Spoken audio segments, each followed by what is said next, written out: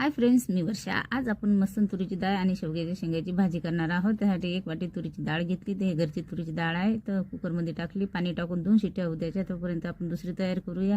कांदा आणि टमाटर कट करून घेऊ।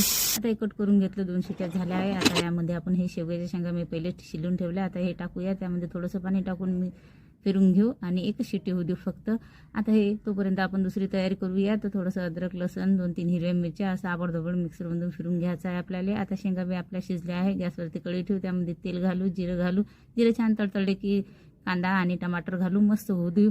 आता ही शेंगा शिजल्या आहेत आपल्या। आता यामध्ये थोडेसे मसाले ॲड करूया। जो ठेसा काढला आहे तो टाकायचा, थोडंसं गरम मसाला, लाल तिखट, चवीपुरतं मीठ आणि थोडंसं हिंग टाकायचं। मस्त व्यवस्थित फिरून घ्यायचं। आता हे जे शेंगा आणि डाळ हे टाकून द्यायच्या, व्यवस्थित फिरून घ्यायचं। खूप छान भाजी होते।